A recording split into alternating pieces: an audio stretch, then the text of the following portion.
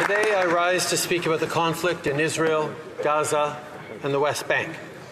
Over a week ago, Canadians awoke to horrifying images coming out of Israel after the terrorist organization Hamas launched an attack of unspeakable brutality.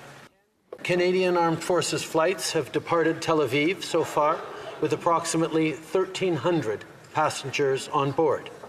In addition, the first bus has departed the West Bank and brought Canadians to safety in Jordan.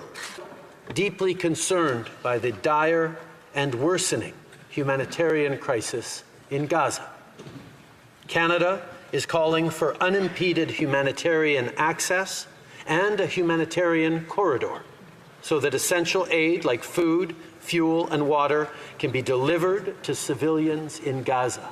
It is imperative that this happen. Thank you, Mr. Speaker. Today I rise to speak about the conflict in Israel, Gaza, and the West Bank. Over a week ago, Canadians awoke to horrifying images coming out of Israel after the terrorist organization Hamas launched an attack of unspeakable brutality. J'aimerais faire le point sur les mesures que prendra. I want to provide an update on the measures our government is taking to help and protect Canadians affected. I also want to share the real concerns that the situation is causing amongst our people in this country, among Jewish and Muslim Canadians, Canadians of Arabic origins, and all Canadians.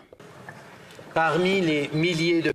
Mr. Speaker, among the thousands of people affected by this violence, 5 Canadians were murdered by Hamas terrorists. 3 Canadians are reported missing and may be hostages. I know that all parliamentarians and Canadians' thoughts are with them and their loved ones. Canada asks Hamas to free all the hostages immediately. Canadian Armed Forces flights have departed Tel Aviv so far with approximately 1,300 passengers on board. In addition, the first bus has departed the West Bank and brought Canadians to safety in Jordan. Le ministre des Affaires mondiales et the Minister of Global Affairs and our ambassadors in the region are working tirelessly in order to help them. They're working tirelessly to come into contact with the Canadians that are affected and to help them. We're working with our partners to help Gaza leave the Gaza Strip and Israel the safest way possible, as well as the fastest way possible. Deeply concerned by the dire and worsening humanitarian crisis in Gaza. Canada is calling for unimpeded humanitarian access and a humanitarian corridor so that essential aid like food, fuel, and water can be delivered to civilians in Gaza. It is imperative that this happen. Depuis la fin de semaine dernière, since last weekend, I have communicated with leaders in the region, such as the Prime Minister of Israel, Benjamin Netanyahu, the President of the Palestinian Authority, Mahmoud Abbas, King Abdullah of Jordan, the President of the United Arab Emirates, and the President of Egypt, and the Emir of Qatar. I discussed freeing Canadian hostages and all hostages, of providing humanitarian assistance, and providing assistance to Canadians so that they are brought to safety, as well as for maintaining peace and stability in the region. Minister Jolie was on the ground. She's directing our diplomatic efforts, working day and night, meeting Israelis, Palestinians, and other partners in the region. Is working tirelessly to ensure that CAF evacuation flights are getting as many Canadians out of the region as possible. And Minister Hussein is leading conversations with his international counterparts with... I apologize to interrupt the Right Honourable Prime Minister, but of course to remember that we are to refer to members by their titles, either titles as positions that they hold or as members of Parliament, but not by their names. My apologies, Mr. Speaker. The Minister of National Defence is working tirelessly to ensure that CAF evacuation flights are getting as many Canadians out of the region as possible, and the Minister of International Development is leading conversations with his international counterparts and with aid organizations, making sure essential support is getting to affected people. Canada has committed an initial $10 million in humanitarian assistance to provide essentials like food, water, emergency medical aid, and protection assistance to those affected by the crisis in Gaza, the West Bank, and Israel. And I want to be clear, none of this aid is going to Hamas. Hamas is a terrorist organization that slaughtered and brutalized innocent people. Hamas continues to commit unspeakable atrocities and are trying to instigate further acts of violence against Jewish people. Let me be clear about Hamas. They are not freedom fighters. They are not a resistance. They are terrorists.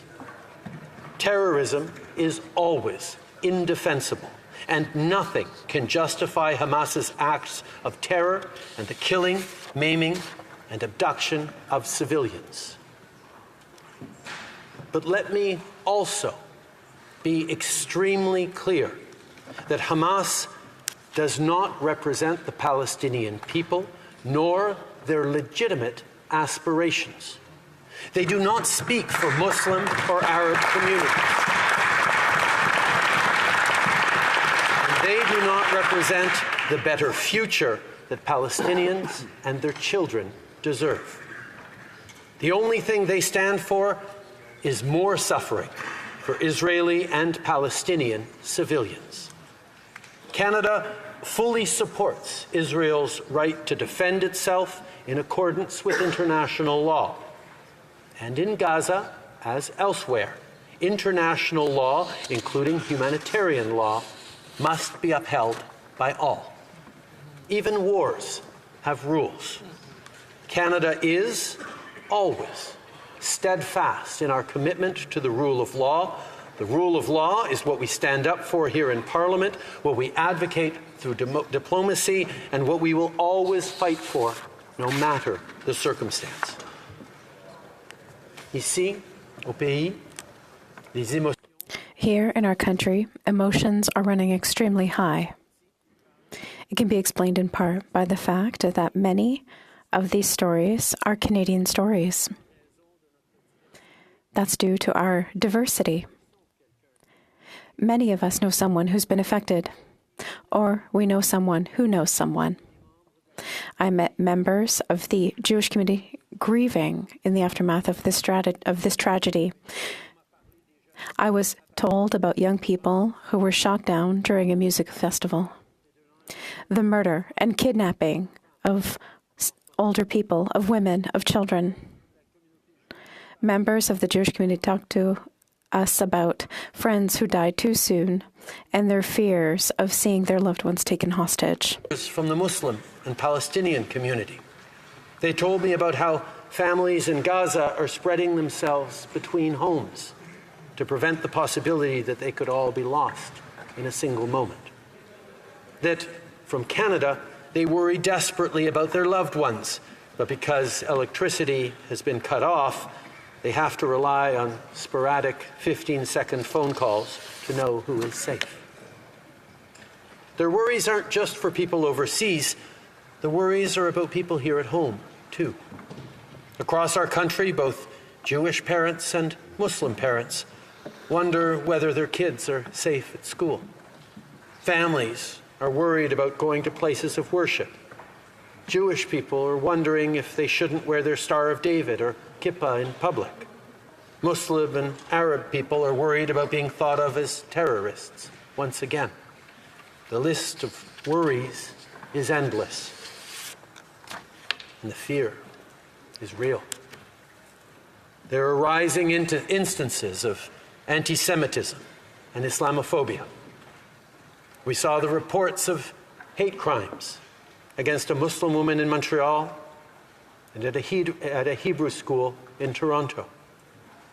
And all of our hearts break at the horrifying news that came out of Illinois yesterday. There are so many people in Canada who are afraid of the escalating tension here at home, who are scared as they watch horrible things happen to people in places that they love in the Middle East, who for years have lived somewhere between fear and hope. Fear that escalation will tear them further apart, and hope that one day peace could finally take root. Il ne faut jamais oublier que la diversité. Never forget that diversity is our strength. Canada welcomes people from all horizons who have a plethora of identities. We are a country of neighbors, of colleagues, of friends, of family. We represent that diversity and we live it every day. Now, more than ever, we have to unite. We have to avoid letting worries and suspicion separate us. It's a short path from mistrusting your neighbor to entrenching division. A peaceful society does not happen by accident and won't continue without effort. We live in a country that upholds the freedom of expression, including religious and cultural expression, and every Canadian should feel safe doing so. This is the right and freedom every Canadian has under our Charter. Canadian liberty is not about taking away the freedoms of others, but living in a way that expands and strengthens freedom for everyone.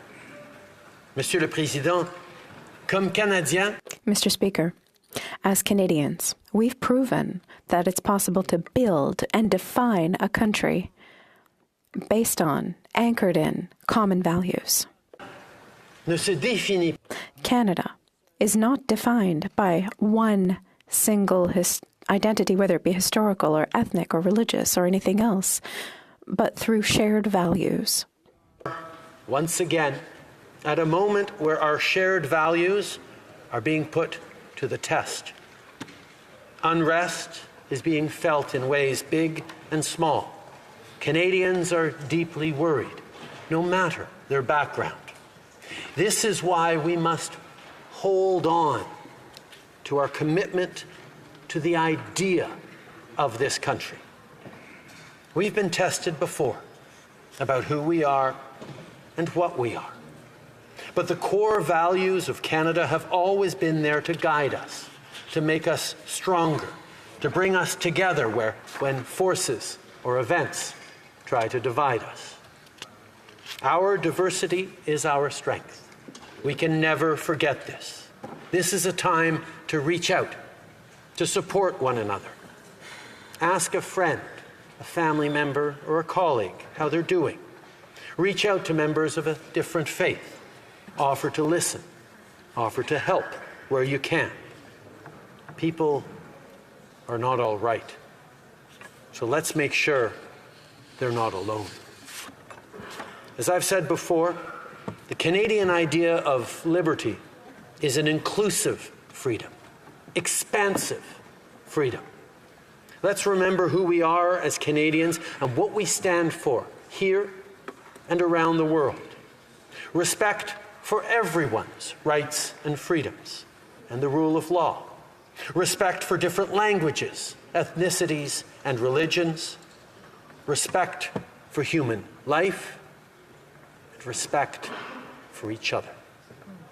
Thank you.